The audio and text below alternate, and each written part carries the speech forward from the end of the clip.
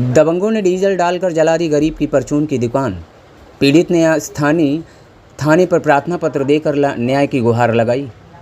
जी आपको बता दें कि मामला थाना क्षेत्र सदरपुर के शमशाबाद का है। बताते चलें कि भवानी शंकर मिश्रा पुत्र मनेश्वर प्रसाद मिश्रा निवासी अलायपुर ने शमशाबाद में चौराहे पर लकड़ी के खोखे में परचून की दुकान खोल रखी।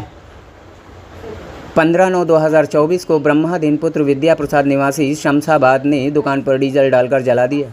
दुकान जलाते हुए रमेश वाल्मीकि ने देखा, जो कि शमशाबाद का ही रहने वाला है, सफाई का काम करता है। पीड़ित भवानी शंकर मिश्रा द्वारा स्थानीय थाना सदरपुर में प्रार्थना पत्र देकर न्याय की गुहार लगाई। अब देखना यह है कि सदरपुर पुलिस इस प्रकरण पर संज्ञान लेकर दुकान जलाने वाले दबंगों पर कोई कार्यवाही करती है या मामले को लीपापोती करके यूं ही ठंडे बस्ते में डाल देगी। ये तो आने वाला वक्त ही बताएगा। प्रेम दीक्षित, श्री न्यूज़ 24, सीतापुर। हेलो, हाँ, आ रहा हूँ, रहा मैं दुकान पर।